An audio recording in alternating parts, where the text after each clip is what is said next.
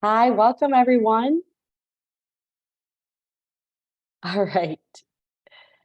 So I see like we're having issues again. So if you're seeing your name says test test, you can go on your profile and you'll see three little dots on your right hand corner and then click there and select rename and then you can type in your actual name so that way when you ask questions or insights, I want to see like who you are and I want to call you by name versus test. I doubt there's that many tests in here, so if you can make that update, that would be great. I would greatly appreciate it. All right, so I see some people joining in. I'm so excited about today's presentation. I've been working really hard and I actually went in today to add some additional content because afterwards I was thinking about like, you know what, this would be really helpful for them. So definitely prepare to take some screenshots. I'm going to be sharing some really great information that um, I haven't seen anywhere else. And I think that that's really going to make the process so much easier for you as well when it comes to interviewing. Now, for this presentation overall, I want it to be interactive. I want some engagement. So definitely, I want to hear you type in the chat where you're dialing in from. I want to know where you're at.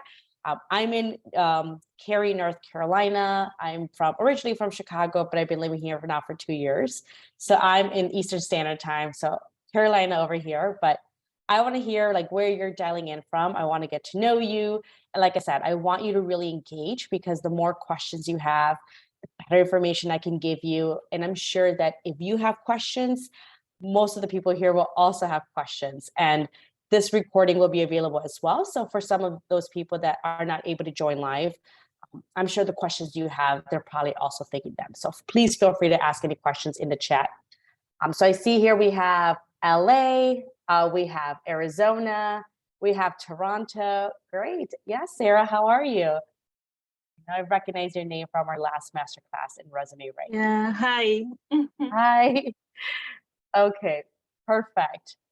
So let me see if I can start sharing my screen. Um, that way we can start the presentation. Let's see. I literally just had to pull them. New York City. Great. So we had quite a few people here from different areas. All right, so start sharing screen. Perfect. Can everyone see the screen? Let me know in the chat. That way I'm not going ahead and you're like, I can't see the screen. Perfect. Thank you, Katarina.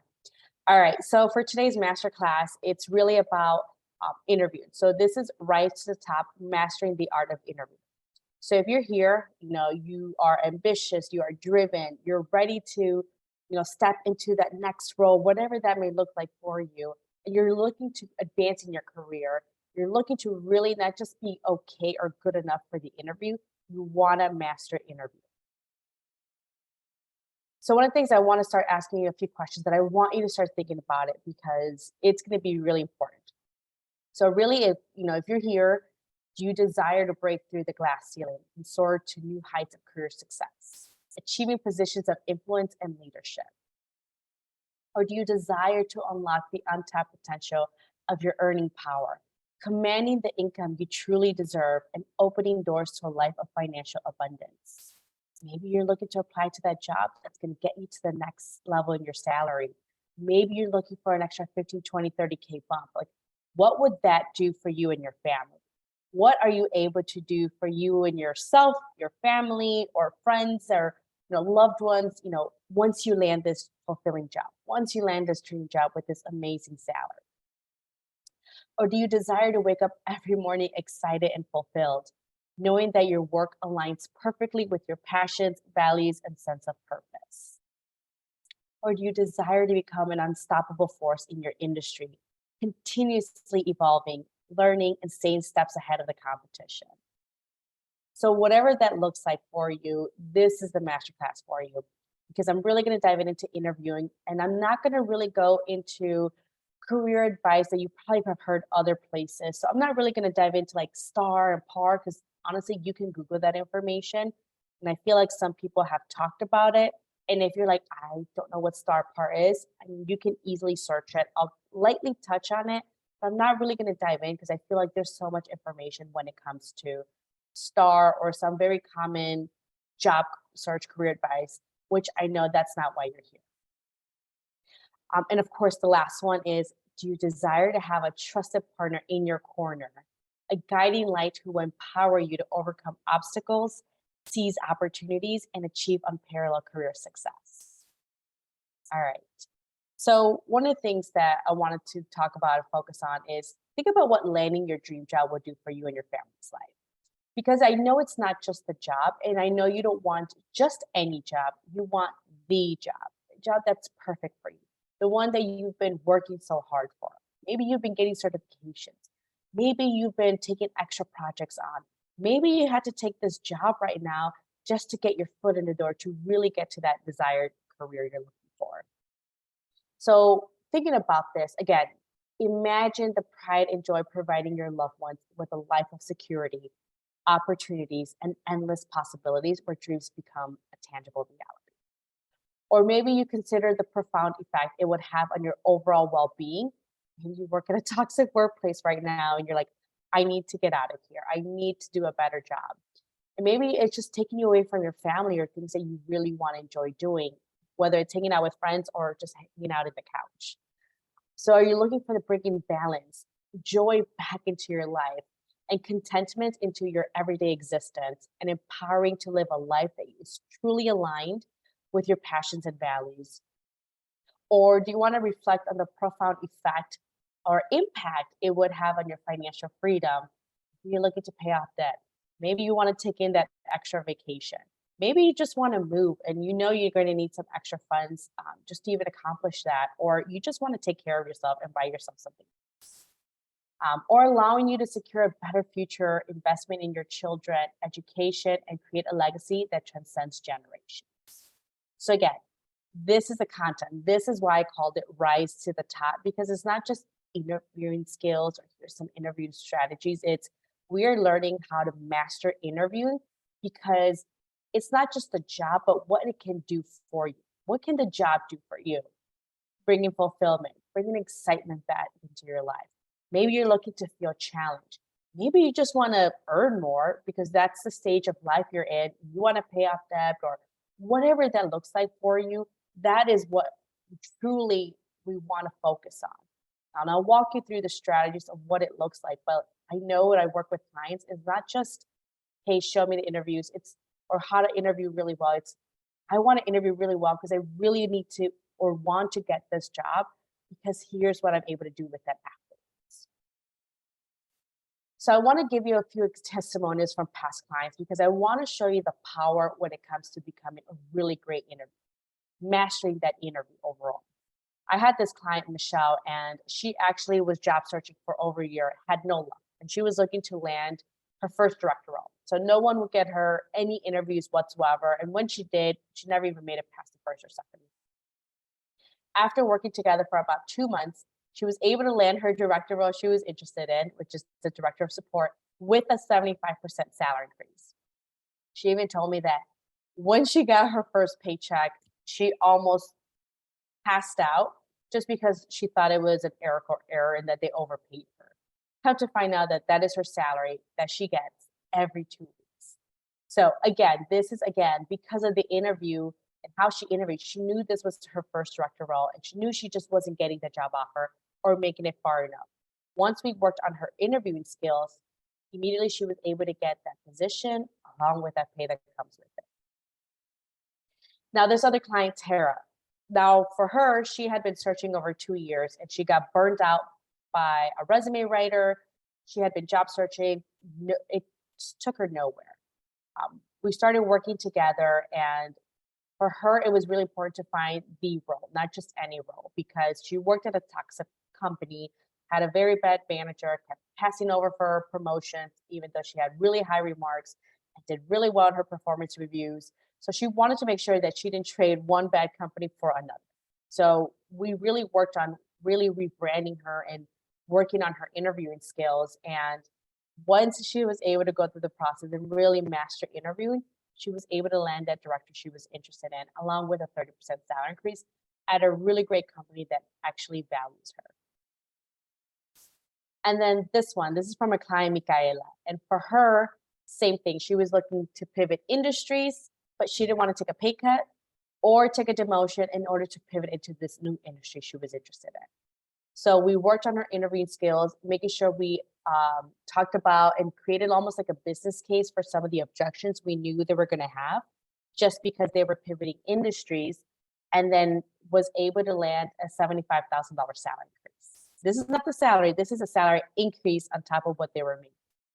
So overall, it was a great success. And again, it all comes through interviewing skills and knowing how to master interviewing, because that's the step right before the job offer, or what leads to the job offer. So a little bit about me. My name is Claudia Miller, and I'm a seasoned career coach. And I worked with hundreds of candidates to land life-changing roles across over 26 different industries, all the way from entry level all the way to the executive suite. And I'm here to tell you that with the right tools, the job application process doesn't have to be complicated, time consuming, or stressful. I've had clients that, like I said, have job search for so long, a year, 2 years.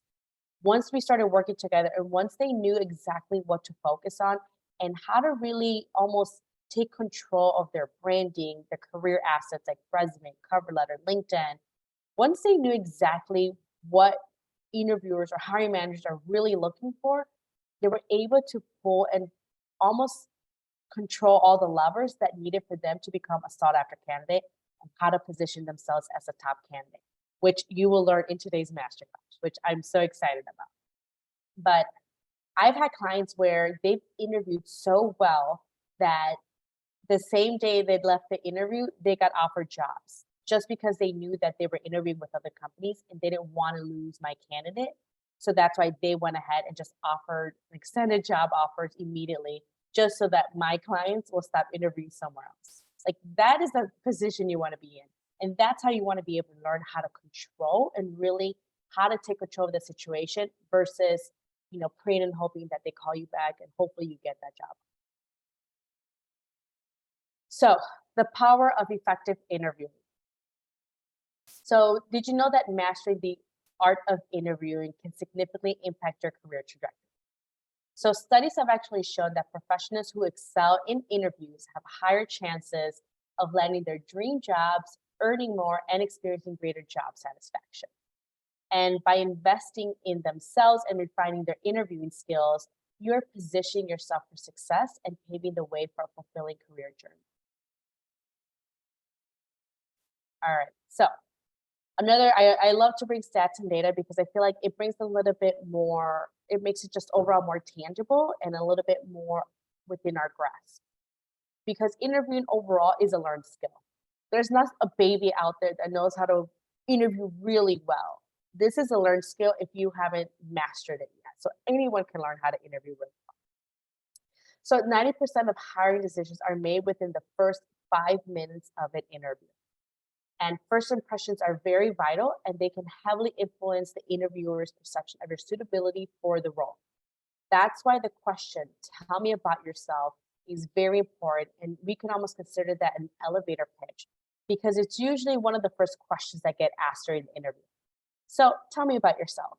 And within that answer in itself, and even leading up to that, they're actually judging whether you get the job or not. That's how quick. It's that the first 5 minutes, they already know whether you're moving to the next round or not.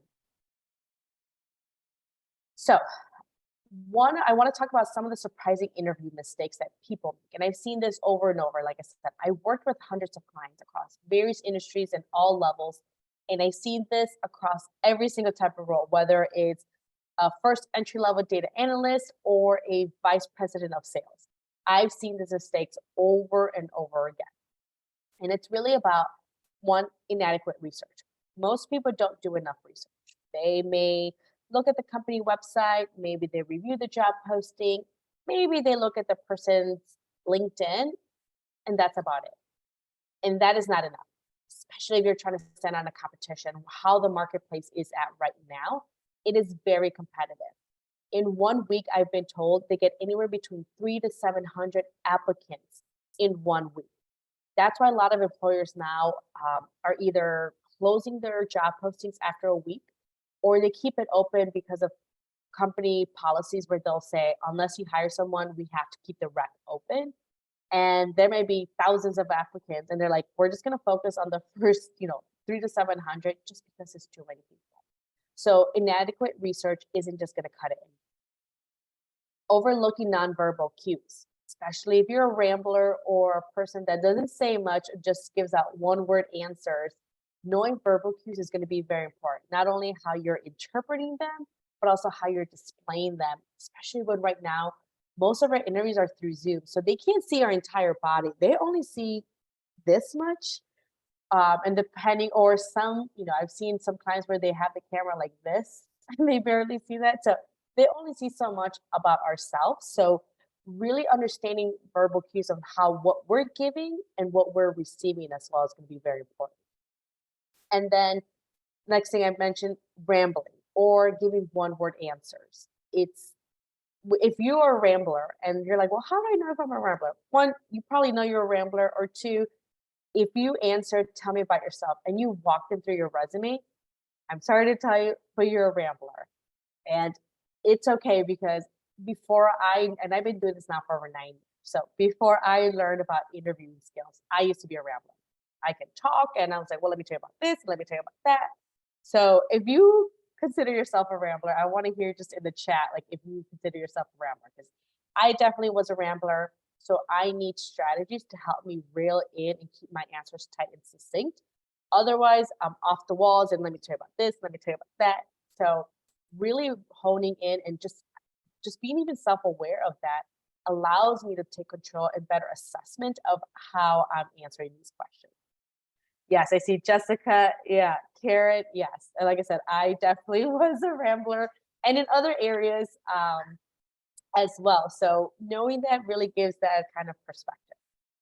Lack of preparation. Most people don't prepare. And you might say, well, maybe Claudia, I do prepare. And let me know in the chat as well. Does preparation for a job look like this? You review the job search posting, review the company website, maybe you look them up on LinkedIn, and that's about it. Like, is that usually what your preparation looks like?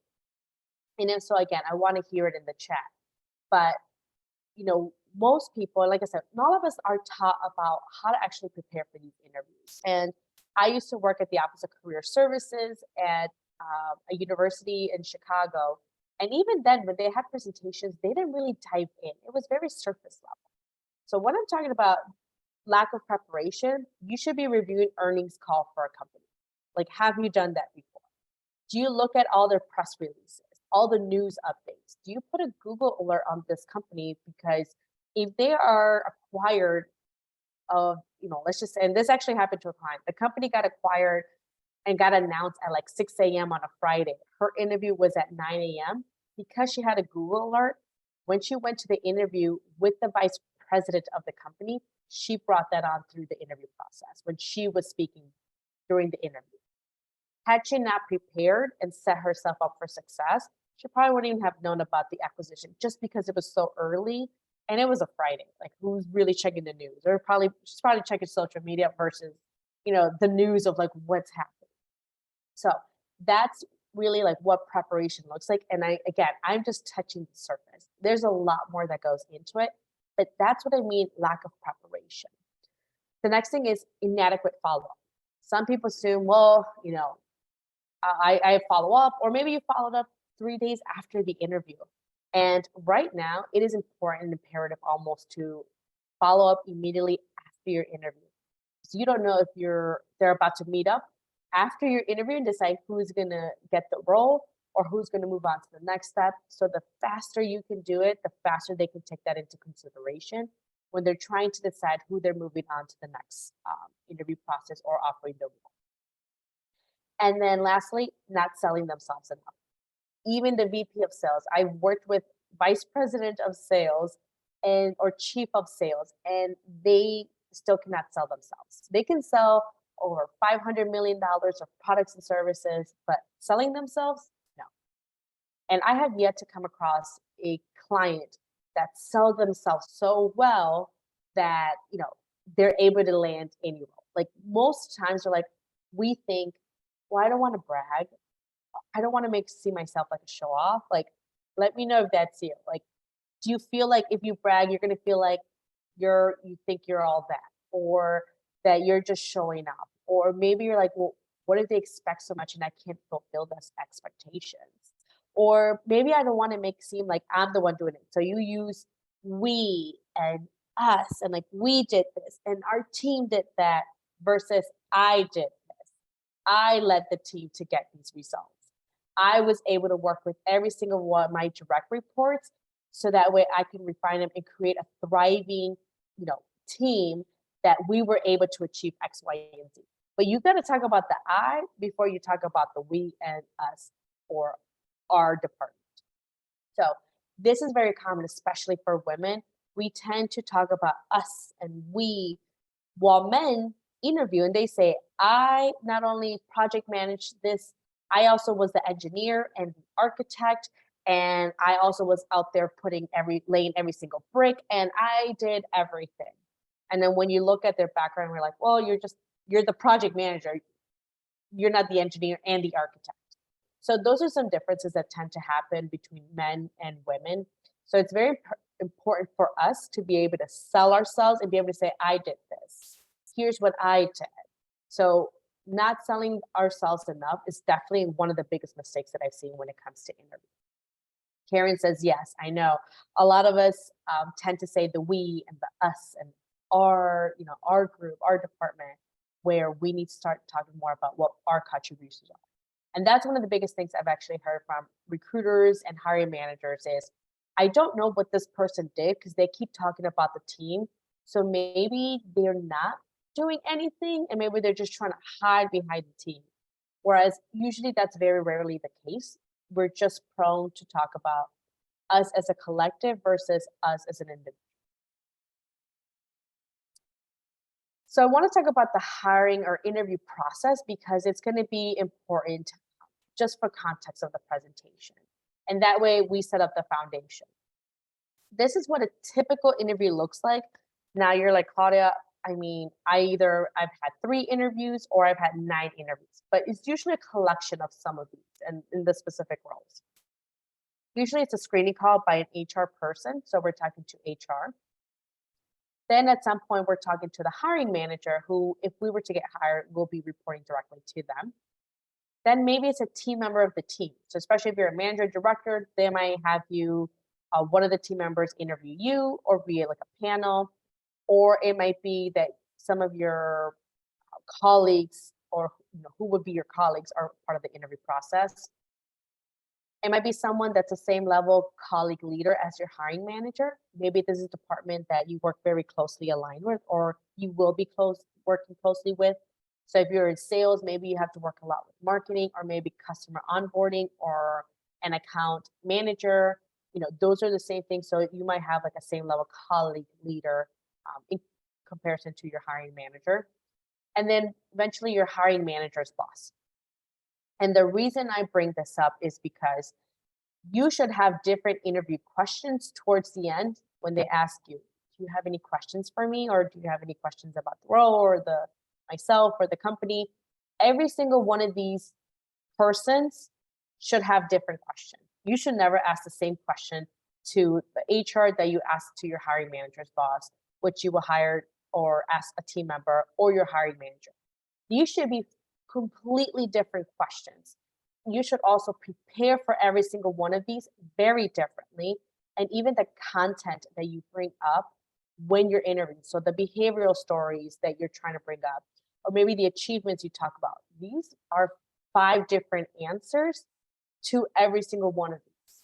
And that's why I bring this up because I've seen people where they'll ask the same question to HR, the same question to the hiring manager, and then the same question to the team member, where that should never be the case. This should be all completely different. And like I said, you prepare for each of these people differently, and the content you're looking for should be very different. And then I'll kind of give you an example of that, but I just wanted to make sure we talked about this because this foundation is going to be very important to the rest of the masterclass today. So when it comes to research, one of the things that we want to focus on, and I wanted to really write down some of these questions to get you thinking, because many of you are going to be interviewing for different positions. And actually, I want to hear what type of positions you're interested in. And if you can type that in the chat, because that way I can customize this more for you and the presentation overall, because then I know what examples to give or to say, well, if you're interviewing for a project manager role, here's how I would respond to these questions versus a director of engineering. Project manager, perfect. So when it comes to this, I really wanted to show you like how or what my thought process is when prepping for research. And like I said, I use these principles, and it's not so much for job search, but I use this to maybe get a client.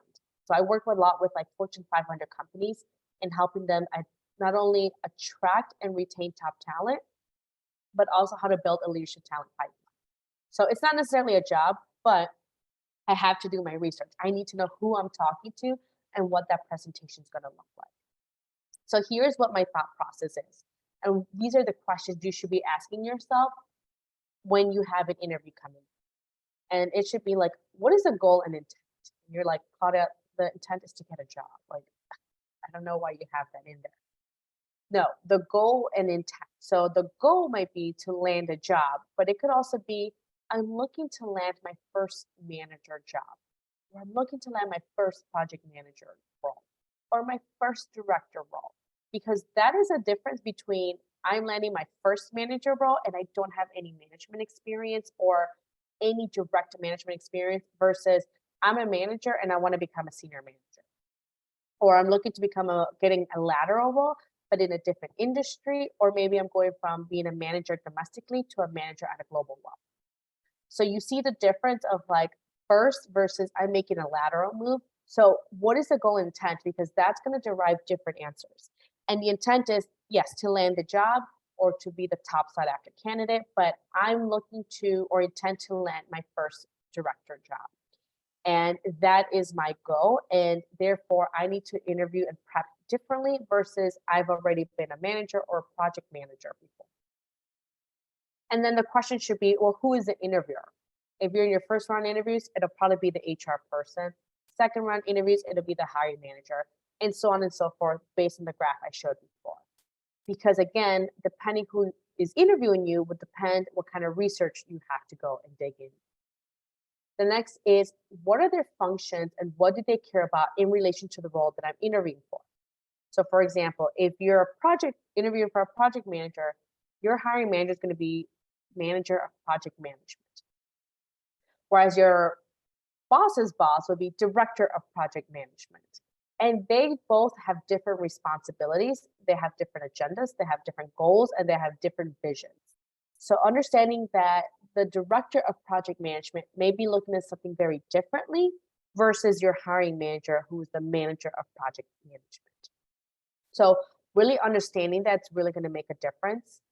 And then the next question is, what do I need to know in order to help me position myself as a top candidate?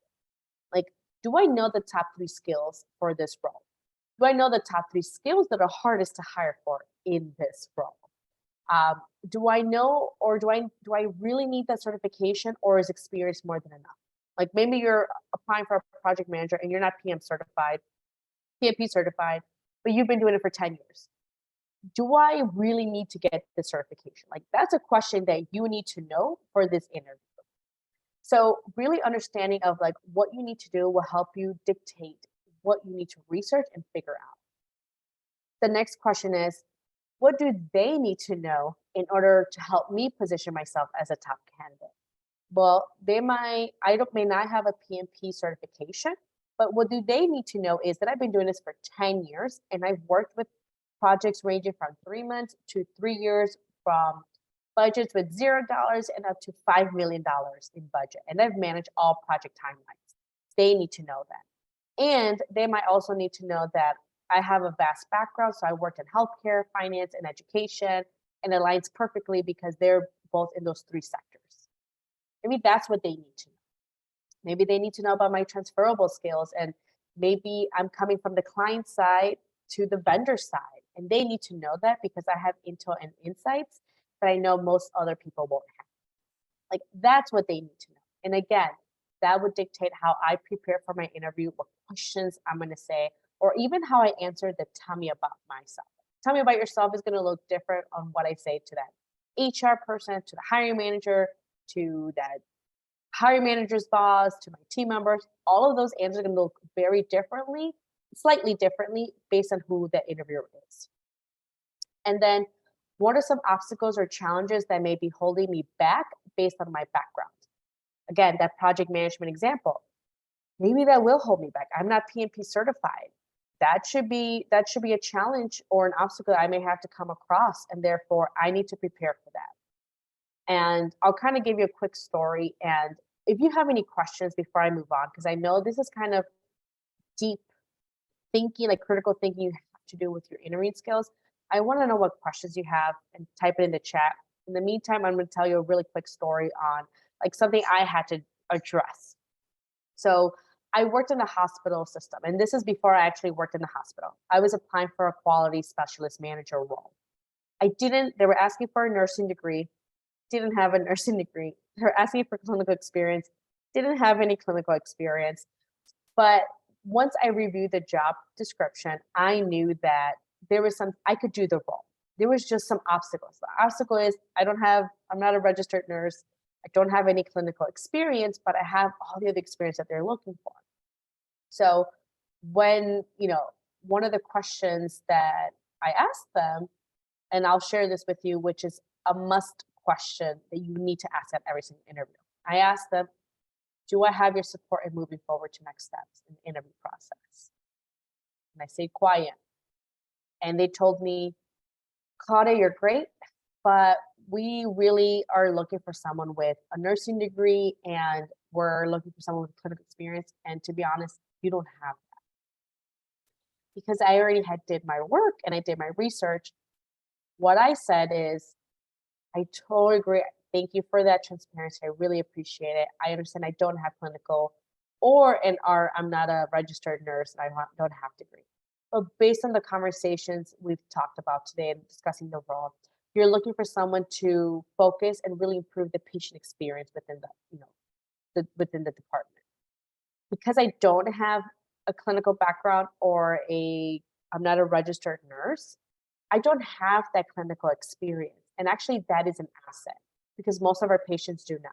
And if I can't understand a lot of this medical terminology because I don't have that background, then I can be a better advocate for patients and I can help improve the patient experience because most of our patients are not going to have a clinical background or a nursing degree. And that's where my asset comes in.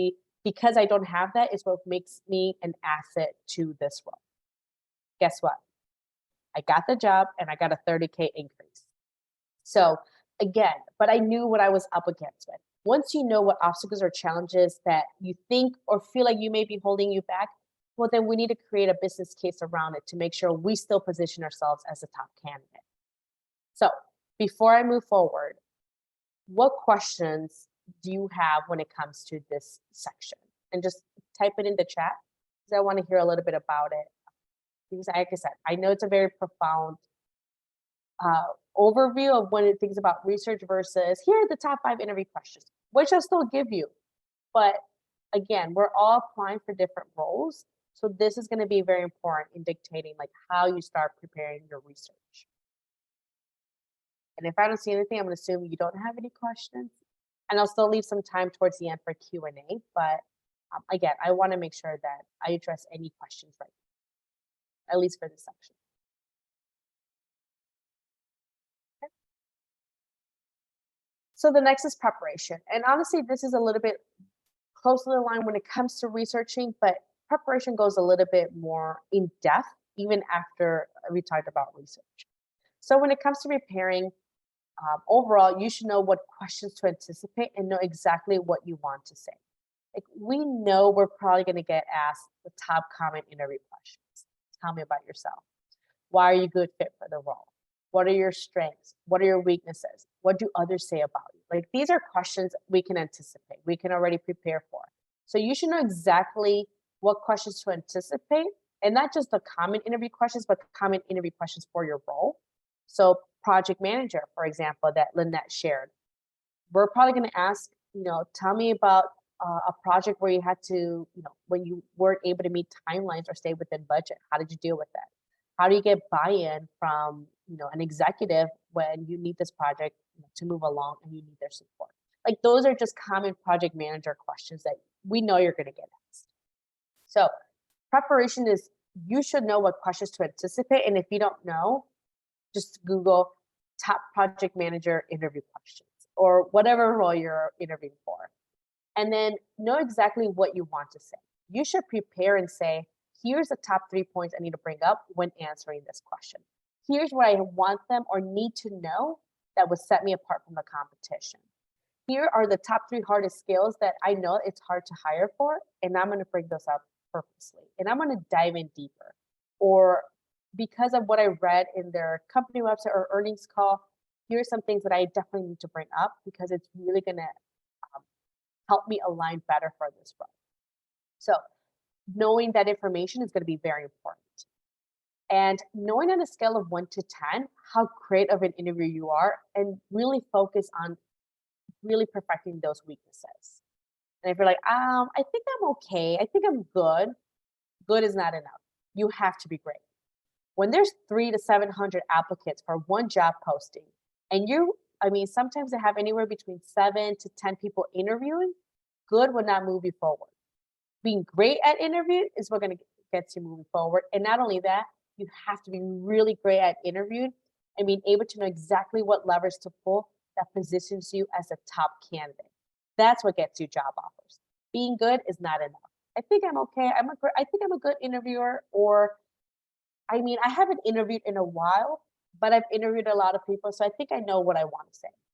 That's not enough. You have to be great, especially when you're competing with so many applicants that probably even have more years of experience than you, or who have had the role for a lot longer than you have, may have more experience or bigger teams. Like, you can still outbeat them, but you have to prepare. You have to be great.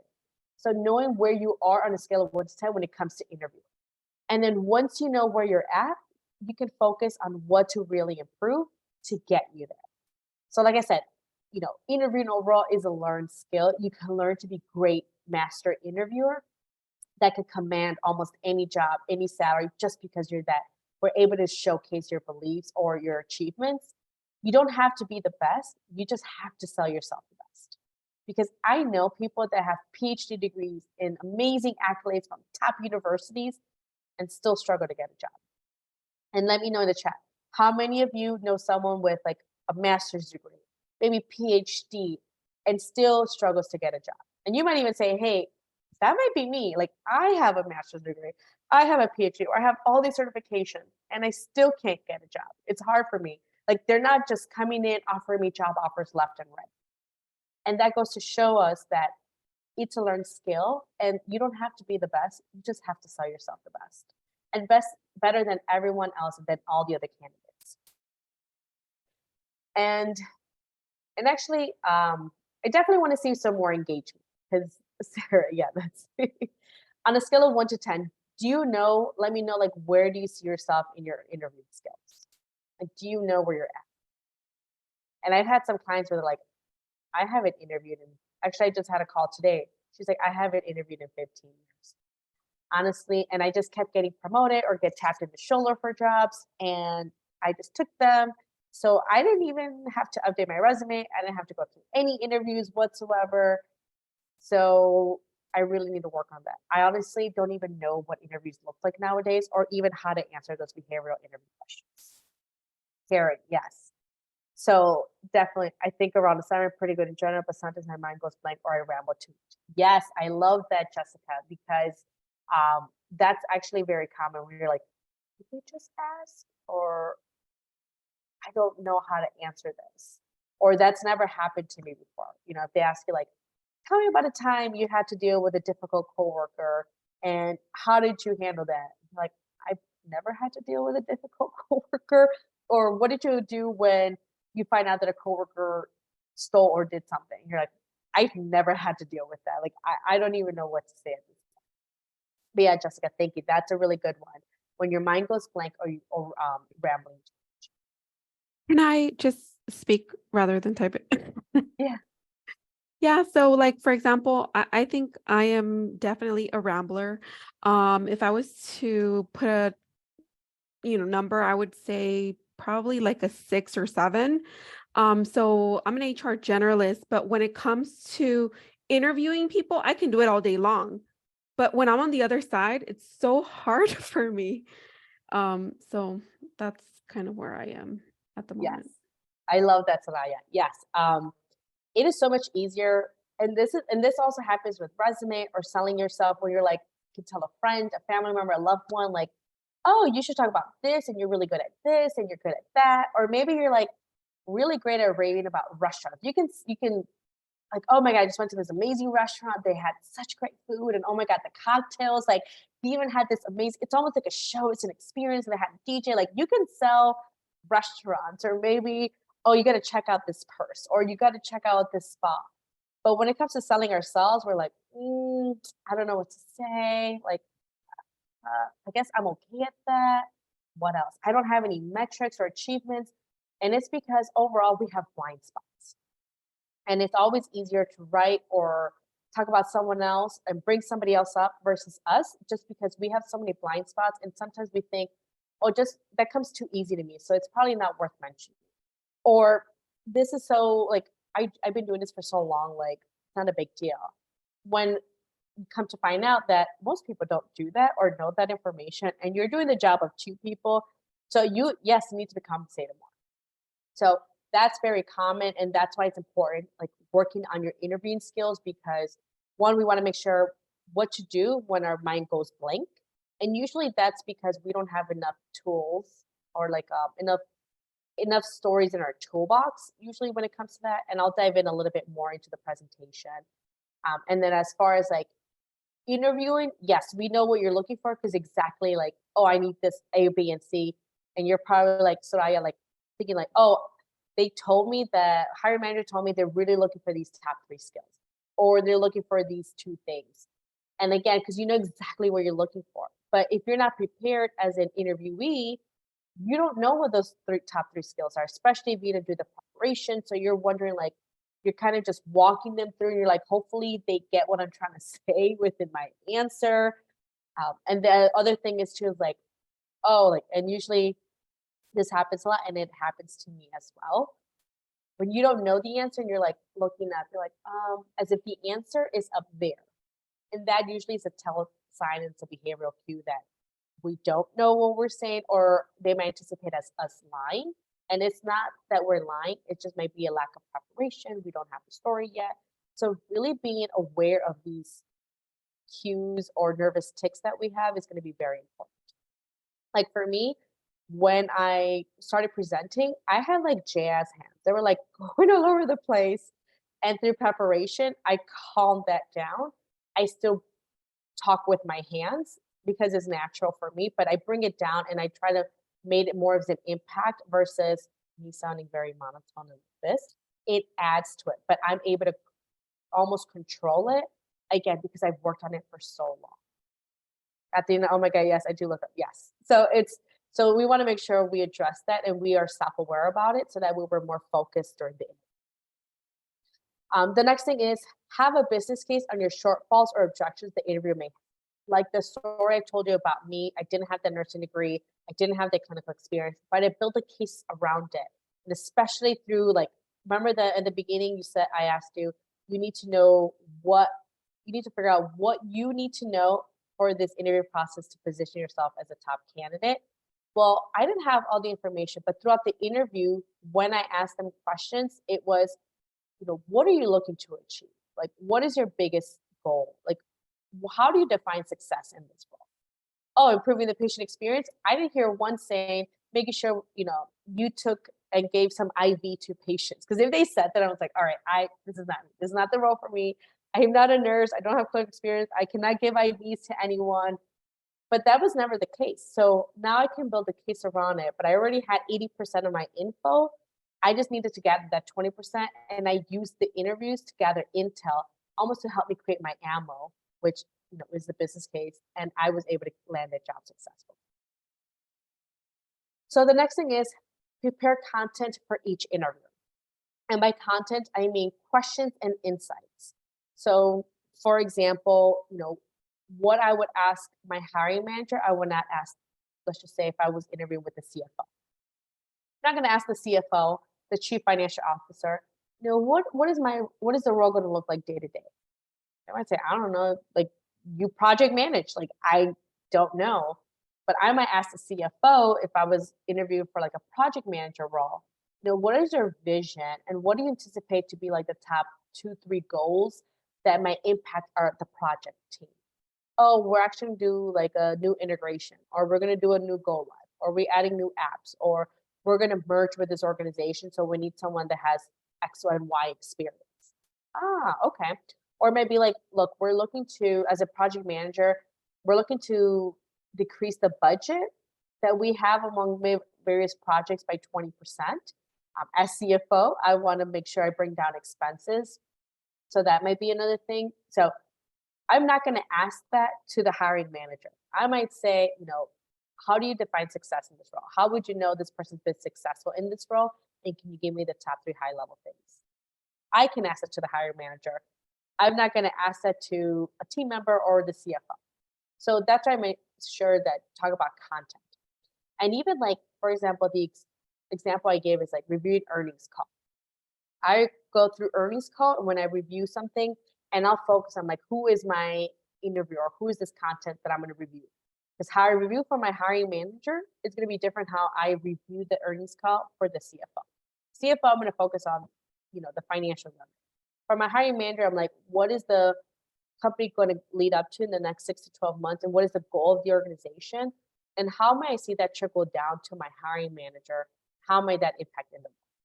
See how different that is? So we want to make sure you prepare content differently for each interview or every stage of the interview. And then you want to make sure you gather insights you can leverage. You want to gather insights you can leverage to your advantage. So it could be like, for example, there is a client of mine who is looking to apply to this new role. And they know that this is their first VP role. So they know they're competing with other VPs. So because of that, she needs to demonstrate her skill set and her expertise, even without having the VP. So she doesn't need to have the title to show her expertise. So she went and created a document to say, based on these following assumptions, here's what the reason why you're hiring for this role, because it's a new role, you're probably facing the following challenges, A, B, and C. And because of that, here is a high level go-to-market strategy on how, if I was in this role, I would go into implementing this, what the timeline will look like, what the goals are going to be, and here's some ideas I have just to show them that they have that expertise. And this is like a 15, 20-page document. So again, and this is just by the research they did, the intel, this is like information that's all out there. And then that's what you want to overall, like how to prepare and like gather insights that you can leverage to your advantage. And again, that's what I did. Same thing with my role that I was applying for. I went ahead and gathered information to then actually be able to bring that information and set me apart from the competition. So here's what the difference is. Here's an example of questions for the hiring manager versus questions for the hiring manager's boss. And you can screenshot this if you want, but for the hiring manager, we might ask something like, how do you see this role contributing to the overall goals and success of the team or organization? Whereas on the hiring manager's boss is, how does this team or department align with the overall strategic goals of the organization? Or what is your vision for the team or department in the next year? And how does this role contribute to that vision? You see how different it is? When the higher level you go up in the ladder, the more strategic and visionary they are. So like C-suite and executive roles, their role overall is more like, do you have the vision? Can you motivate employees? And can you attain that mission and vision that the organization has to achieve this specific goal.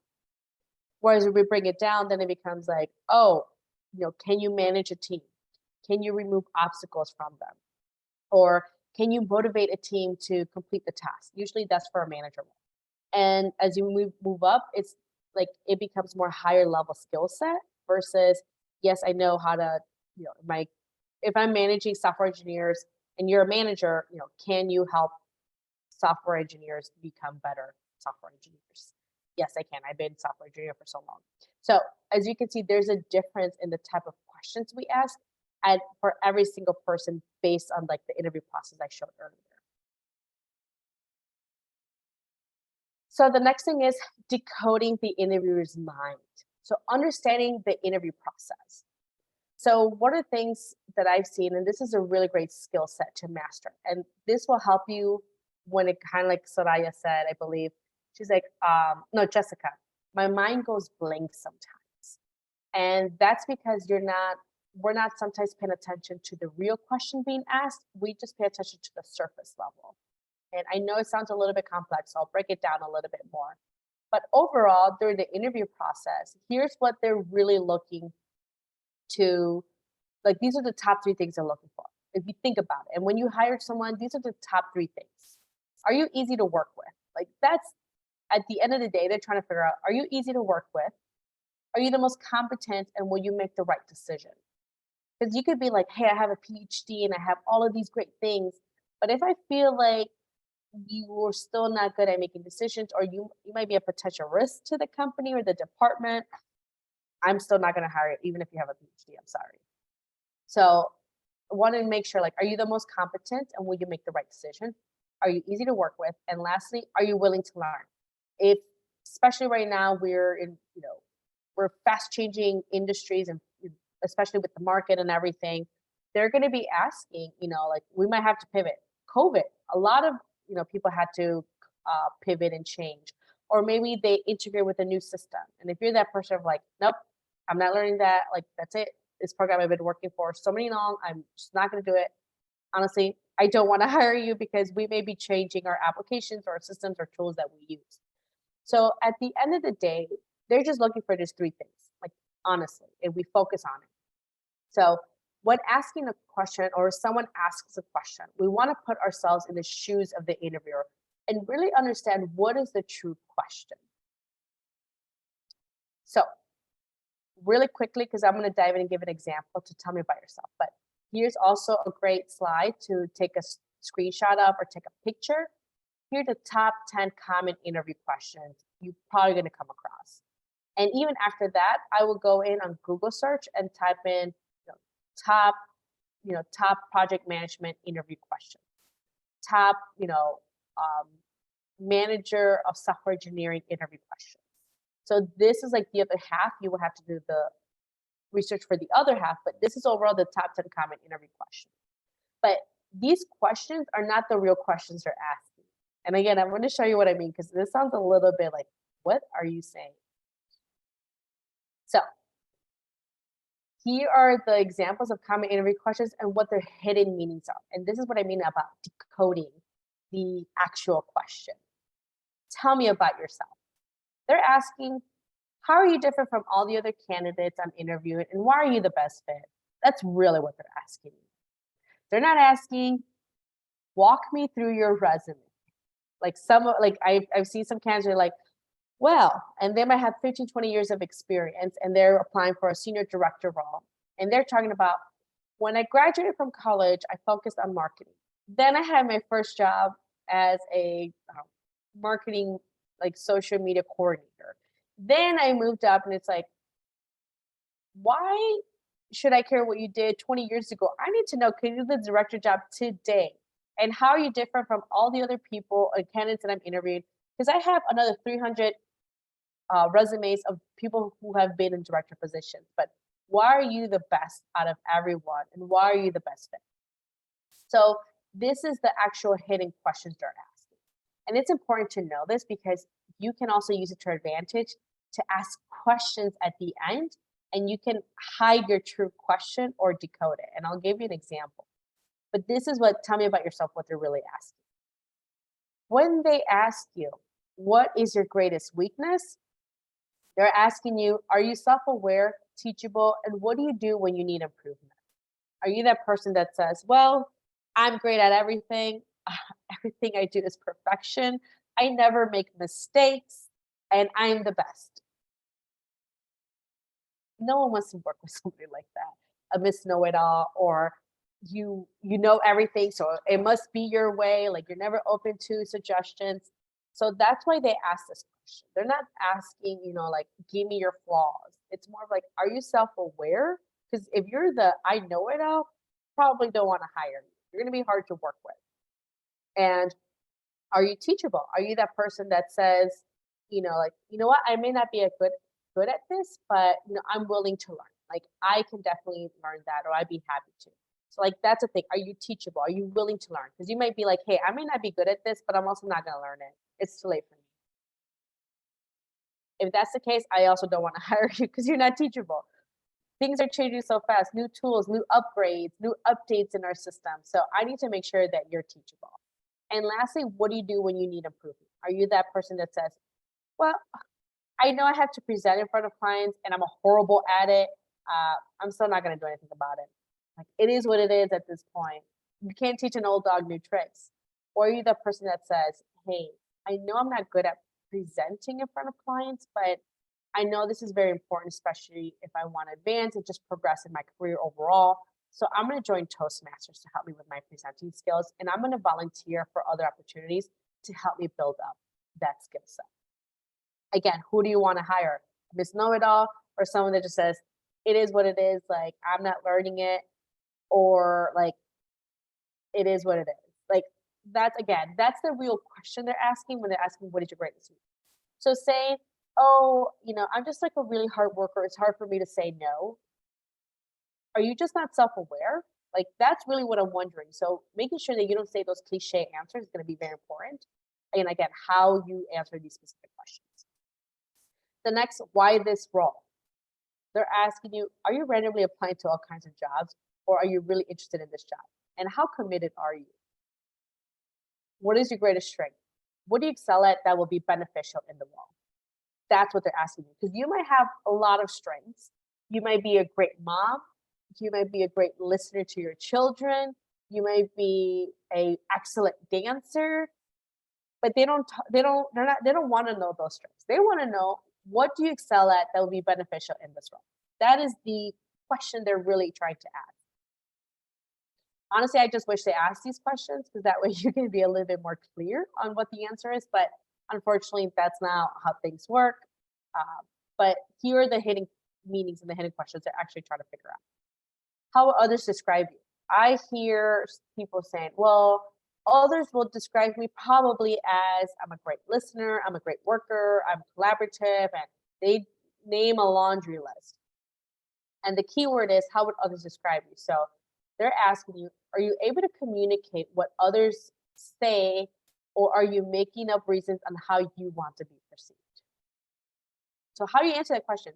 Well, I think that they would say, I didn't say what you think, I said how would others describe you? How you answer this question? Based on my background and based on my performance reviews and what I've heard over and over again from my colleagues is, I am a great negotiator. And here's kind of an example, just to give you an idea of like why they might think that. So in my role, I have to negotiate contracts, and on average, I have over 50 vendors, and I oversee around $50 million in vendor contracts. And to this day, every single one of my contracts have been decreasing it by over 30%, saving the company over $5 million. And I do this over and over again. You see the difference between I think they might say this versus here's what they have said during my performance reviews and what my colleagues have told me. And here's probably an example of why. Again, very different answers, same question, but we answered it very different. Any questions to this section? Because again, sometimes it takes a little bit of work to understand and really decoding the interview questions they're asking you, but really understanding that will help you when like your mind goes blank. Because once you know the question they're really asking, you can say, I have an idea, or here's an example of what, to kind of answer your question, here's what that will look like. Carrie, this is very helpful. Yes, this is really great, Claudia. Katrina. Yes. So this is like the importance of like really understanding that. And depending on the role, that's what we really focus on. And this is something that I really focus on when it comes to mock interviews with my clients. I help them decode, here's what they're really asking, here's what you need to say, especially because you have this achievement or this background. This is the perfect time to bring this story up. Talk about that time that client did this, like how uncomfortable it was, and then the success story after that. Or maybe you want to talk about you've done this conferences, like this is the perfect time to bring this up. So it takes a while. And again, it took me years to figure out the question behind the question. So I kind of gave you a head start because I've kind of decoded these, common interview questions already. But really understanding that for every type of role, and it's going to be different from, depending on the role you're applying for, really understanding that question. But if you always lead back to the slide I talked about earlier, that it's going to be very easy for you to say, all right, eventually what they really want to know is, am I easy to work with? Am I competent? And will I make the right decision? And are you willing to learn? Everything boils down to those three things. So I want to talk about a little bit of like what that looks like. So I helped you decode what tell me about yourself really means. But how do I answer a question? And I'm going to give you a methodology that I love to follow and I share with my clients. And I call it the SAW methodology. And I want to know like if you've ever heard of it. And I kind of decoded like what the methodology stands for. So you're like, SAW, that means. And of course, it's an acronym. But SAW stands for, S is for snapshot of your experience at a high level, not here's what my first job looked like, here's what my second job looked like, and then I went to this, and then I went to that. No, snapshot of your experience. A is for achievements that's relevant to the job you're applying for, and W is for why you're a good fit for the role you're interviewing for. The snapshot is always the most, and I'll give you an example because I don't just want to tell you what you need to do, but what it sounds like and looks like. I'm a very visual person, or I need to hear to say like, okay, I see where you're going, what that looks like. So you want to give them a quick overview of who you are and what you can do. And especially the higher level you're moving up in your leadership. So again, it's going to look very different as a manager and as a director, but you want to stay high level. And this is the part where you're able to control your brand and how they perceive you. Remember, we said in the first 5 minutes they decide whether they're going to move on in the interview process. It's usually based on this question, not just presence or how you say hello, how are you, and like if you're like not happy, I don't want you to be like hey, but it's like your presence. Like, do you have that presence? Like, do you come across as a manager, director, or are you like hi, yeah? Are you monotone? So this is not only setting the stage, but this first question is really going to determine how you move forward in the interview process. So, and by the way, your answer should not be more than 2 minutes. And I know because you're already here in this masterclass, you're ambitious, you're driven, you're smart. One of the biggest mistakes that I've seen smart people do is they try to show how smart they are. I need to tell them everything that I know so they know how smart I am. That is the wrong way to go, especially the more you're moving up in the career ladder. You can always say, I have over 15 years of experience across these various industries, and this is my top 3 skill sets. But I'd be happy to dive in more if you want me to go more into coding or more into the depths and weeds when it comes to coding or engineering. Nope, we'll just stay high level. Great. Or they might say, actually, yeah. How would you solve these specific problem? And then you could dive in like, well, it depends, like what kind of information we have, what kind of integration, what are we trying to achieve? Like, then you can go in, but you had their permission. So that may be something they may be interested in. But if they're like, nope, I just, this is more than good enough, you're like, great. And then you just stay high level. So you can say, do you want me to go into the weeds or do you want to say high level? Do you want to learn more? I'd be more than happy to dive in deeper. No, not necessary. All right, then you just move forward. And if they're like, yes, you can go down into the weeds and go into in depth. But this is going to be important because if you're a rambler, that's a good way to kind of like keep yourself like tight to say, here's a quick overview. And if anything, I'd be happy to dive in deep. Nope. Okay. Next, and we move on.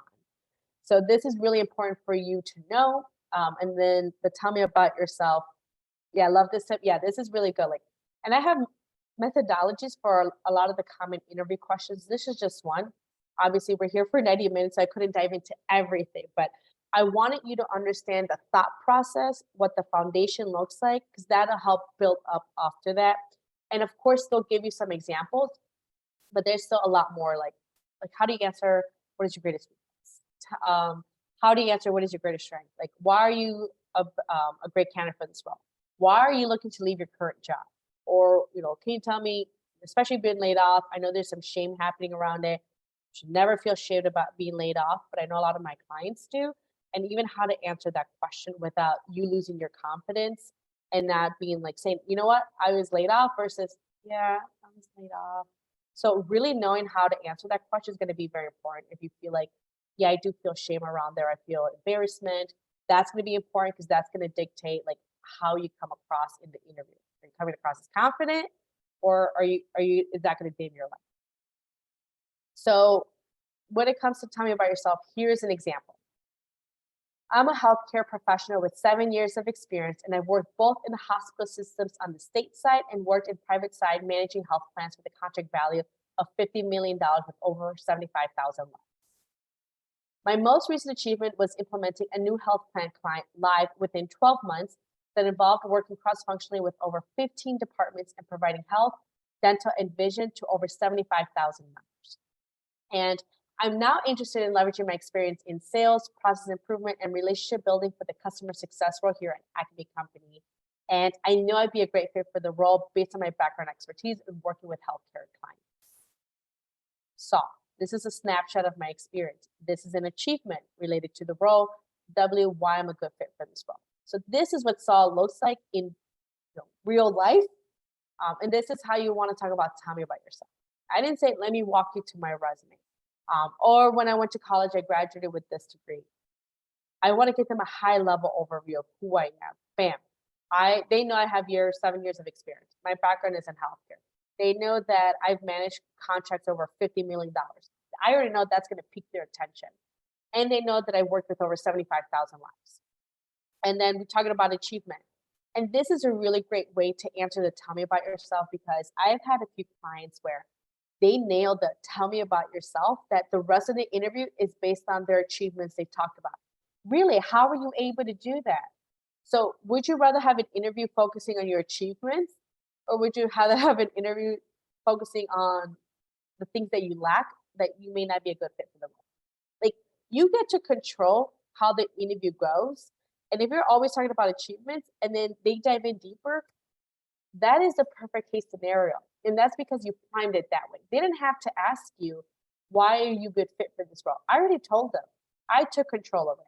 And what did they forget to ask? I need to make sure that I bring this up during the interview process and immediately as soon as possible, because I want to make sure I dictate where this interview is going for, or what the conversation is going to be about, versus hoping they ask me why I'm a good fit for this role, because then I can tell them about it. See the difference? So this is like what tell me about yourself looks like if you were, and this is what I meant high level. I didn't like, this is professional, 7 years of experience. Oops. 7 years of experience, background in hospital and on the state side, and worked on the private side. Like, this is what I mean high level.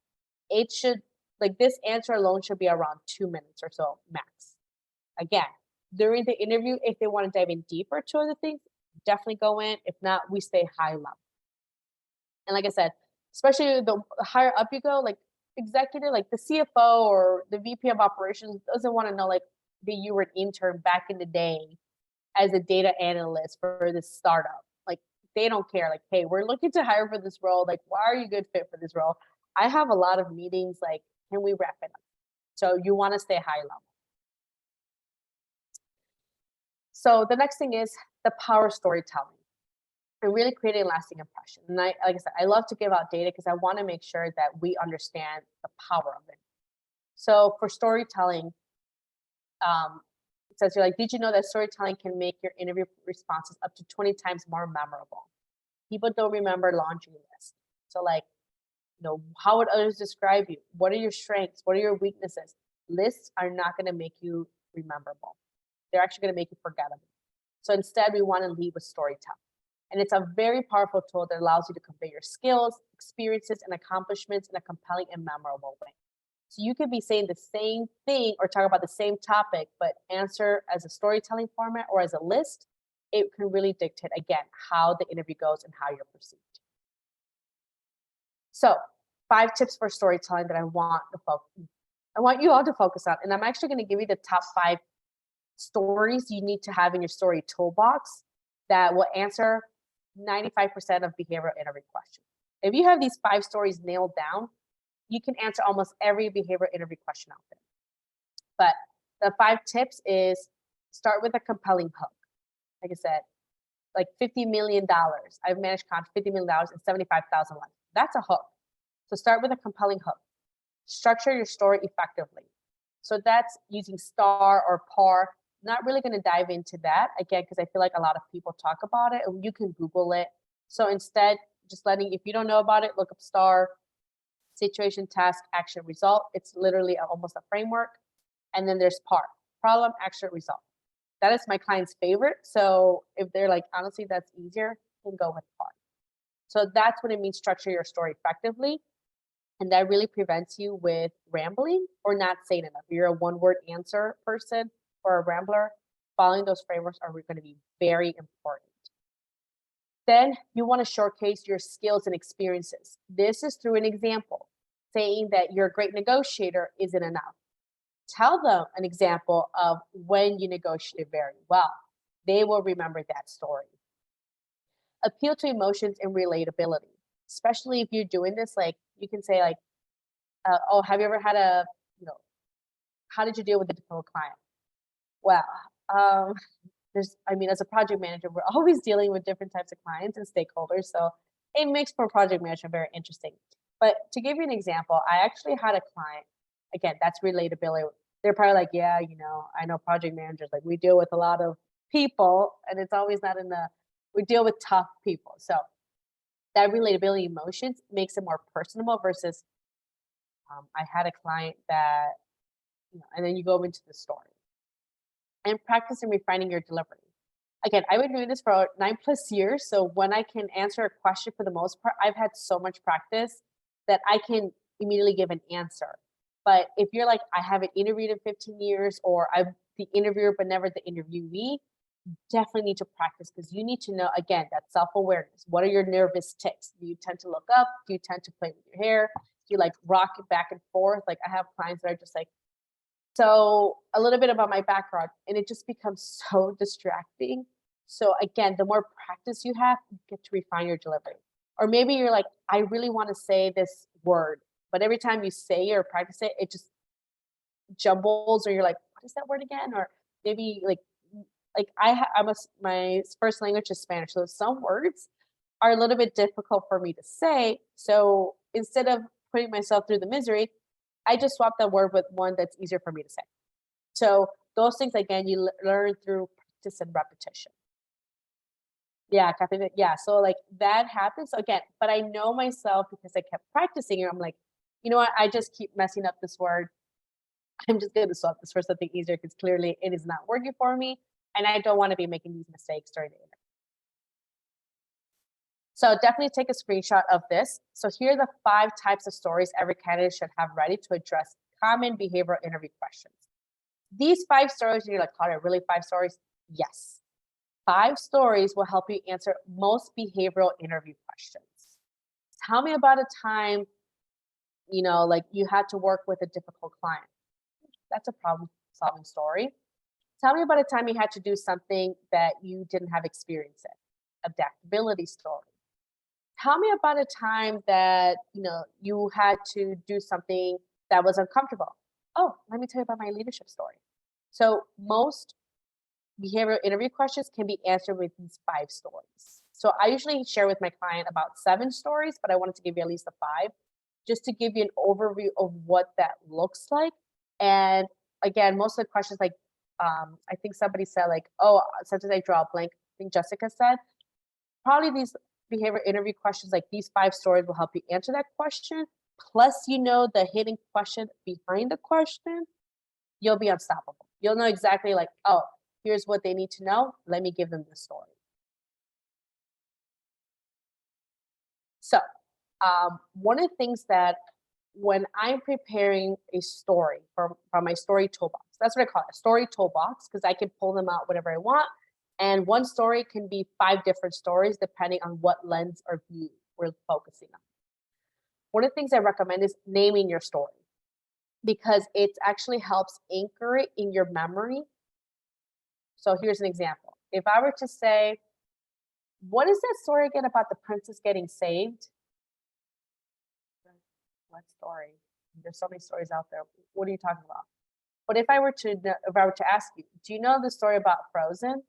Oh yeah, I know the story about Frozen. I have an idea. Yeah, yeah. Or Rapunzel? Okay, yeah. Snow White? Yeah. Again, because the name itself, the name dictates the story. So name your stories. And then that'll dictate like, oh yes, I know what we're talking about. I know exactly what points to hit. So for example, this is from an actual client. She named her story EB blood test at Acme Hospital. She was like, okay. So, and I followed the PAR. As I mentioned, most clients like to use PAR. And like that is the one that she wanted to use. So this is how she talked about this specific situation. The turnaround time to get results for our EB blood tests were taking too long, twice the time based on benchmarks from other hospitals in the area. So what I did is I communicated with the clinicians to map out their workflow and examine the issues that arose. In the end, I was able to identify a few areas of wasted time and reduce the average time from blood test order placement to receiving lab results from 46 minutes to 27 minutes, meaning that we can increase productivity and patient satisfaction by delivering results in a more timely manner. Boom, problem, action, result. Like she knew what to focus on, she knew what to say. It avoided from saying, so I had to go with this person and I had to go this, and then I came up with this, and then I had to do that, and then, and again, it is the perfect storm for that rambler if you are.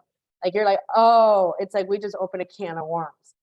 But using the par or star, whatever you enjoy the most, help keep her answer succinct to the point. We knew exactly what to focus on to make it seem like, wow. So like, again, this is like, she was able to land, she had graduated with her master's, couldn't get a job. Once we worked on her interviewing skills, she ended up like with a high senior like leadership role, making like 120. So again, this is what how your stories need to be composed. This is what it looks like and what you need to be focusing on. Is this a problem solving story? Which one of the 5 type of stories is it? So So this is, it could be considered an achievement story or a problem solving story. So if you're like, what I don't want is to use one story for 2 of these. I want you to come up with 5 different stories. And then from those 5 different stories, you can almost build 15 different stories depending on the view. Because if they were to ask, tell me about a time you had to solve a complex problem. Here. Tell me about a time that you did something out of the norm. You're like, hey, maybe this was an extra project that I did and I noticed this and I did that and I took action. Tell me about a time where you demonstrated leadership skills. And then I'm going to focus more on the leadership, but the same story, but I'm going to focus that on the leadership. So this overall story can be used in many different ways. And again, it's what we focus on. But the meat of it is, I need to talk about this, this, and this. Now, how I answer it, well, I'll add a little bit of meat to it, but overall, this is what it's going to look like. And I need to make sure that I talk about these top 3 things. And again, that's why I said like 5 stories can turn into 15 stories. This story alone, I just mentioned, it could be talked about 4 different ways. Tell me like, oh, what are your strengths? You know, I'm really great at process improvement and really getting to the root cause and solving problems. And here's a quick example that just happened recently. We had a problem that our turnaround time to get results for our ED blood tests were taking too long, actually twice as much. And then I just go into the store. Instead of saying, yeah, I'm great at process improvement, it's like, let me show you what that looked like. And most recently, and again, you're talking about your achievements. So the whole interview is focused on your achievements versus, oh, I guess you don't have this background experience. oh, like again, you can dictate how you have that interview conversation. If I'm interviewed, I want to talk about all the great things that I've done and how great I am and how I'm going to help the organization. Like that's the position I want to be versus focusing on what I lack. Like I don't want to be in that conversation, but if we are, I already have a business case around it. But let's just talk about my achievements.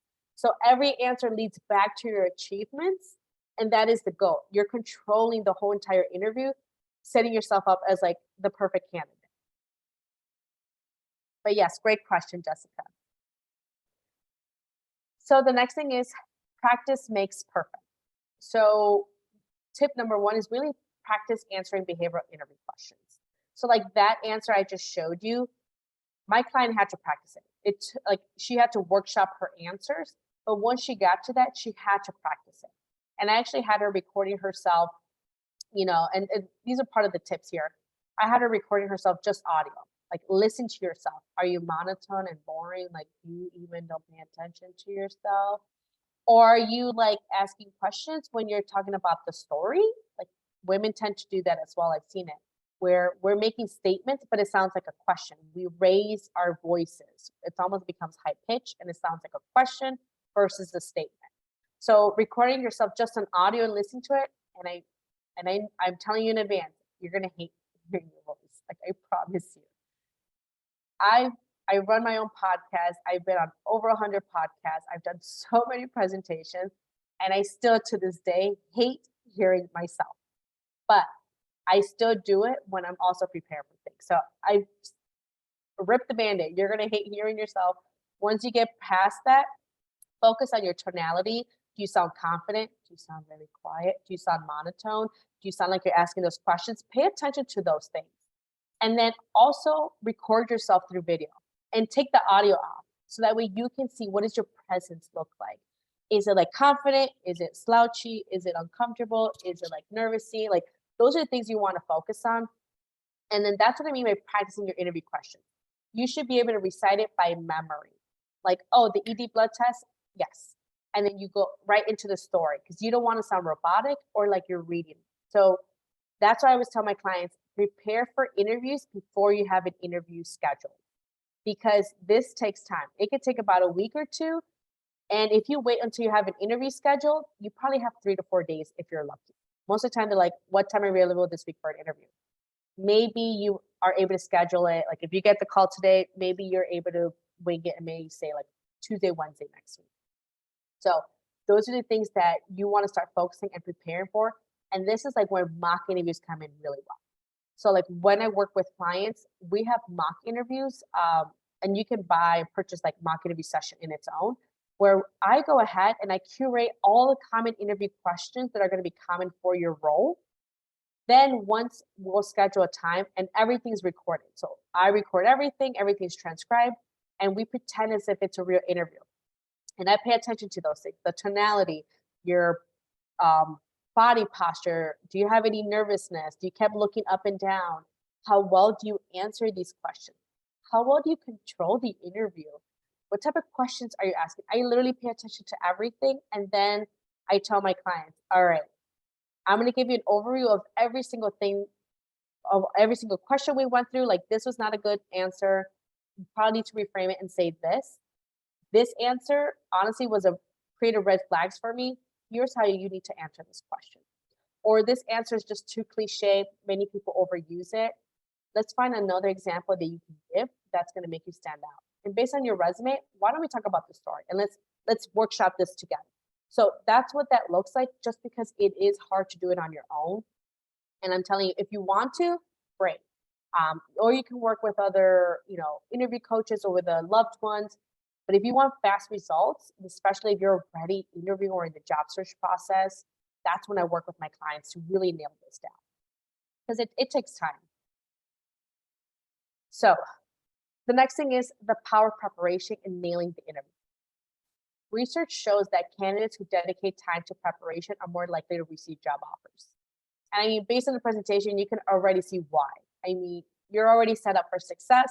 You know what levers to pull. You're able to control the interview and you dictate where the interview goes and what is discussed during the interviews. So the next thing I want to talk about is asking intelligent questions. and this is important. Usually at the end of the interview, they'll say, well, what questions do you have for me? And 75% of interviewers evaluate candidates based on their questions. So common questions that candidates tend to ask at the end of the interview is, can you tell me a little bit more about the culture? What does the day-to-day look like? Another one may be, why did you decide to start and working in this role? Like, those are typically common interview questions. And those are probably the worst questions to ask. Here's why.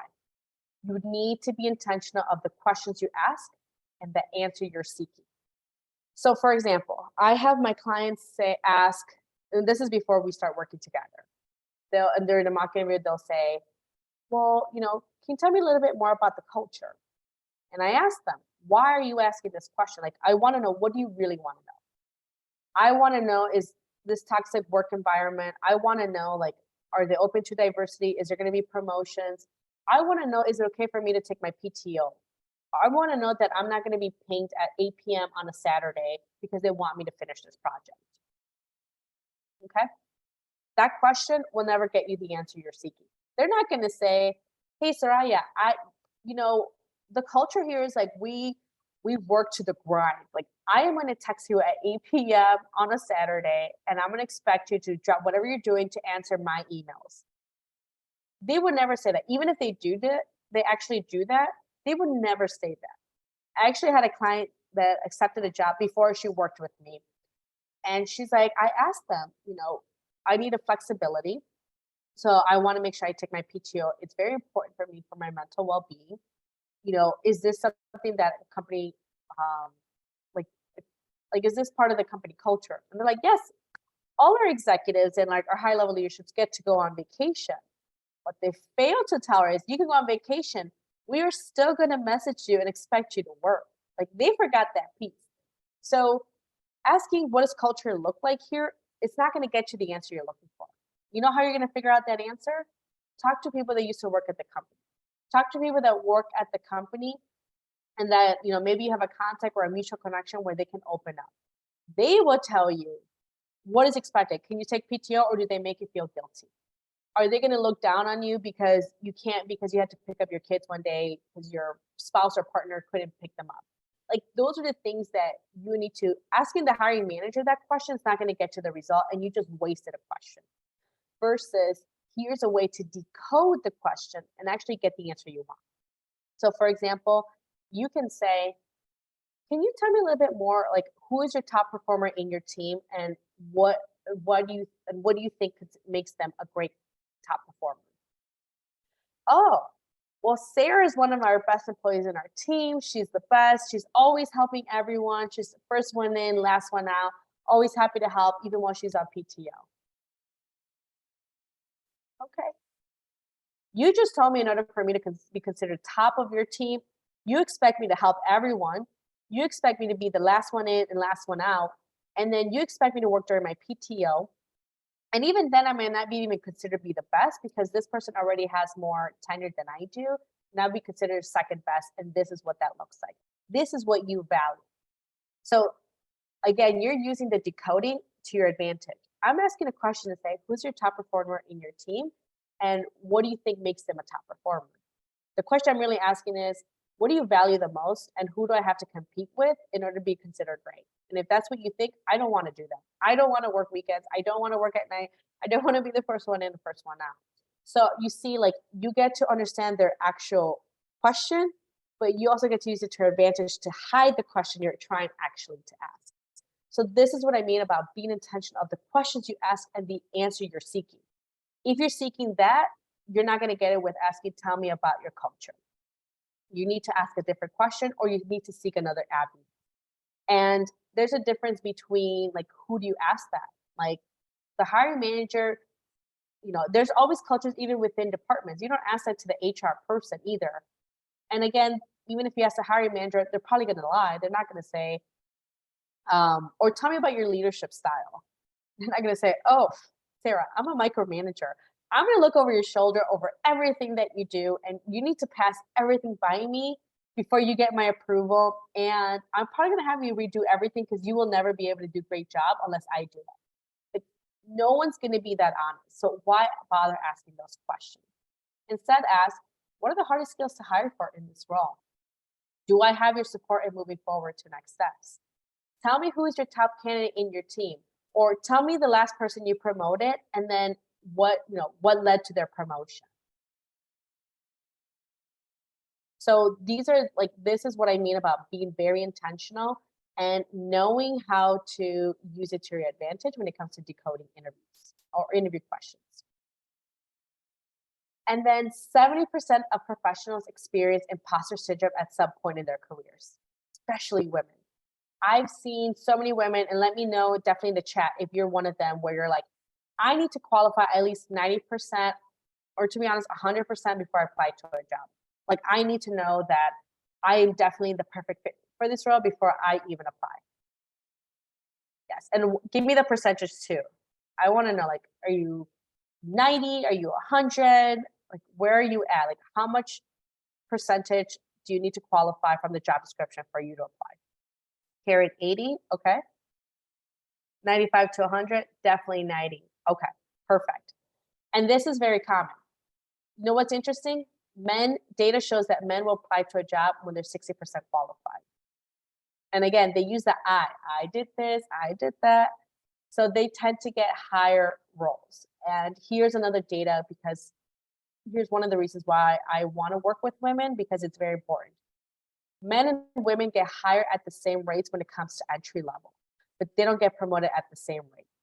For every 100 men that get promoted, 86 women get promoted and 82 women of color get promoted. Therefore, the more we move up in the career ladder, once you get to like senior director roles, there's a 75% drop in women in those senior leadership roles. Why? One, it's a horrible system out there that we're up against with. Two, that's why we need to be great when it comes to interviewing. Being good is not enough. Because if they have a good guy and they have a good woman, they're probably going to lean more towards the good guy. Just because they talk about I and they're probably coming as more confident, whereas we women, we tend to downplay. We're not selling ourselves. We're saying us and our team. And we still won't get the job, even though data shows that we have more degrees than men do. We outperform them in schools. Yet we're not the ones getting paid at equal rates. We're not getting hired at equal rates. We're not getting promoted at equal rates. So this is why it's important, not only for you to be great at your interviews, but you need to learn how to sell yourselves. Because even if we're in comparison to a man, more than likely, they're more likely to hire them. Therefore, we need to be great when it comes to interviews. So when it comes to overcoming imposter syndrome, the reason why you're not confident and you're dealing with imposter syndrome is because you haven't taken the time to get to know yourself professionally and your lack of research and preparation. So yes, there are two giving. So one of the things that I've seen is that, and this is most people that I've seen, but especially because I work with women, one of the things is they don't know their numbers. They don't know themselves professionally. They're like, oh, I've been doing this for so long. Oh, comes easy to me. But I'm like, okay. At every single role, there's metrics and there's a way to quantify it. And if you're like, Claudia, you can't quantify my role, I dare you to tell me what it is, and I promise you there will be achievement. You can always track. So when I work with clients, they're like, oh, I think I'm okay. I think I can qualify. Like, honestly, when I used to apply to jobs, if I was 30% qualified, I would apply. Like, that's just what it is. I would apply to the jobs if I was 30% qualified. Most of the time I did get the jobs, and I got 30K salary increases multiple times. And I just gave you an experience of that role that I told you about earlier. I have 3 other examples where I still got the job. I was 30K salary increase, and I probably only qualified 30, 40% on paper. But I knew how to sell myself the best. I didn't have to be the best. So really knowing yourself professionally is going to be very important. What are your achievements? Can we quantify that? What does that look like? Not only for your role, but throughout your whole career. And when you know yourself professionally, so when I work with clients like, oh, I think I'm okay, or maybe I'm good, or I hope I get this role. Once they leave working with me, they're like, Claudia, honestly, I should have already had this job. You're right. Like, I've done some really great things. I should already had this job, and I need to be compensated because I've been grossly underpaid for so long. That's why on average, my clients get anywhere between 50 to 75,000 salary increases. The least amount I've seen a client receive is 30,000. The highest I've seen is 140,000 in salary increases. But my average is anywhere between 50 to 70. Like that's usually like the bulk of my clients. Again, it's because they don't know how to sell themselves. They didn't know how to quantify it. They didn't know how to bring it up in an interview without sounding braggy, or like they were showing off. It's like, how do you bring this in a conversation, an interview that's still professional and instead, positions you as a top candidate? And the other thing is lack of research and preparation. If you're not prepared and they ask you a question, of course you're going to be nervous. Of course you're not going to feel confident. Or I hope they don't ask me this question because I don't have background in that experience. Versus, oh, if they ask me that and I don't have experience, I already know what I'm going to say. Like exactly what I'm going to say, and it's not going to discount me from the job. Like that is why we deal with imposter syndrome when it comes to job search. And then it comes to interviewing, is because we don't know ourselves professionally. We lack the research and the preparation. And as you can see from this presentation, I try not to really talk about things that most people talk about, career coaches, or you can Google it. This is something more in depth, that this is the foundation. Once you know how to master this, you can master any interview. I don't care what level, I don't care what industry. I've had clients pivot industries and still get big salary increases and did not have to like take a step back, did not take a pay cut, all because they knew how to really master it in their favor, and they knew what levers to pull and what to ask in order for it to work in their. So that's the end of my presentation. I know we went a little bit over time, but if you can stay, I'd be more than happy to answer any questions. And then one of the things that I mentioned was my mock interview, but I have a few, if you really want more help on interviewing, how to master interview for yourself individually, I have a few like services that you'll be interested in. And I'll put it here in the chat so you can look at it on your own time. And if you're like, Claudia, I need a little bit more, maybe we need to have a call. I've included the link to my calendar here so that way you can schedule a call and we can figure out like, where do you need help and what services looks best for you. But I'm open to any questions. So if you want, you can unmute yourself and I'll be happy to answer any questions related to the presentation or when it comes to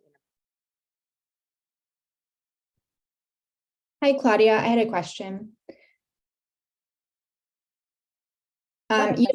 You mentioned that we should contact the interviewer right after the interview. So I had an interview this morning with a hiring manager, and I previously had an interview with the recruiter. So I have his email address, but I don't have the hiring manager's email address. So in that case, would you still try to contact her? Yes, I would say like to the hi recruiter. I had a really great interview with X today, and I'm very excited about the role. Which I don't have this person's email address. Would you be so kind to forward my thank you email? I would really appreciate it. Or if it's easier for you, if you give me the person's email address, I'd be happy to email them something. Okay, that way they could forward it. And sometimes what I would do is like, because again, you're still asking them to do something, even though like that's their job. They just get, how many times they're like, oh, we need to do that, and I get distracted. Like me, I'm horrible. If I don't do it then, I forget. So what I would do to take it to a step further is there is like, if you Google like free email search, and because you already have the recruiter's email, you kind of know like the framework of it. If it's like amiller@blank.com or Claudia at website.com. Right, just follow the formula. Yeah, or you can, I know Google has a free resource where they literally tell you, paste in the URL or like the website they're from, and then the person's name, and it'll just bring up their actual person's email address. It's super easy to do. Or like I said, recruiter, or find them on LinkedIn and saying, by the way, thank you so much. I really enjoyed our interview today. I didn't have your email address, so I went ahead and asked the recruiter to forward that email address to you.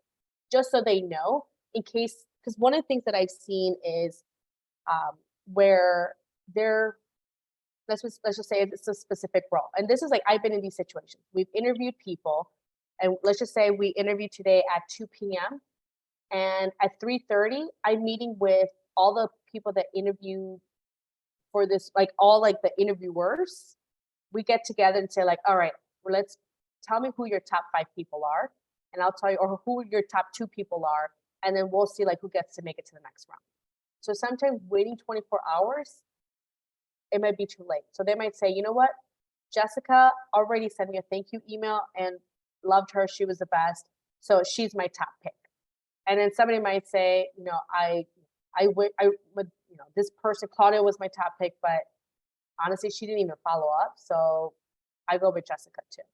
It's there's different structures on how they decide who's moving forward. I never want to leave anything up to chance. So that's why I'm like, do it immediately. And if that HR person gets distracted and doesn't forward that thank you email, I want the person to know that they thank them, or even just message them on LinkedIn if you can. But somehow, some way, or just look up their email address. Again, I need to make sure they know that I sent that, because I don't want it to be the reason why they don't move forward. Okay. And what do you recommend saying in those emails other than just thank you for your time and reiterate your interest in the role? So talk about, like, for example, what your hardest skills are, or if you were to ask, do I have your support in moving forward to next steps?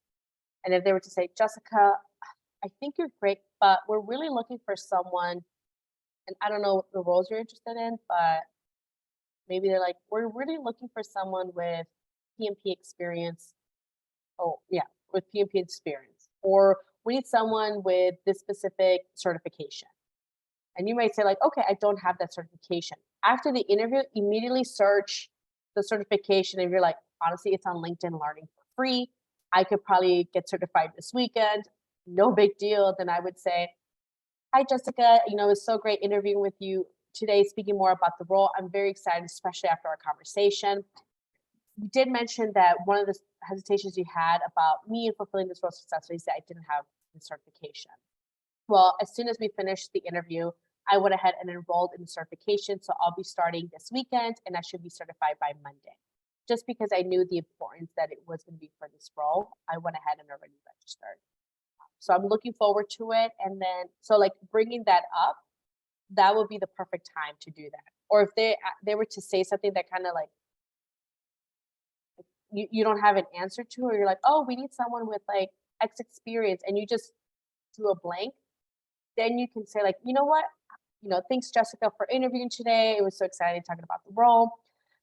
You know, one of the things that you did mention is you were looking for this experience. Well, like after our interview, it got me thinking. I really went through peruse like during my experience in my role, and I actually do have this experience back when I was, and you kind of detail it in like high level overview of like your experience in that. But again, you're overcoming objections. Or if you ask them, what are the 3 hardest skills to hire for? You can say, it was so great interviewing with you today. I really enjoyed learning more about the role, especially from your perspective. I look forward to the possibility of working together. You know, one of the things that you did mention that are the hardest skills to hire for is these 3. And I just wanted to give you a high level overview of why I'm the perfect fit, especially because I, you know, convey these top 3 quality skills. And then, you know, in my most recent role, here's, you know, my overall experience. I'm naming it again. And if they have any recommendations, like, oh, I think that you should read this specific insights magazine, or look at this or website for trends, mention that, like, you know what, I went ahead and searched this website, and you're right, I absolutely like it. One of the things that I found really interesting is that it mentioned X, Y, and Z, and that's exactly what you mentioned in the interview. So I really do appreciate it. I look forward to the possibility together. So again, it's what was dictated, talked about in the interview. It's not going to be like, here's what it is and it'll work for everyone, but like that's just kind of the different versions of it. Okay, thank you. You're welcome. Any other questions?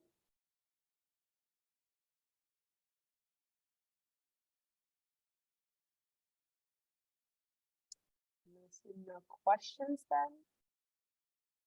So for this masterclass, I'll have the replay available for about a week or so. So you'll be getting an email from me, and then I'm actually going to be sending a few bonus resources as well that I kind of like a surprise for you all that I'll be sending over through the email, of course. And if you have any questions or, like I said, working with me or what does that look like, feel free to email me or just schedule a call so that way we can discuss this. But thank you everyone for coming for today's masterclass.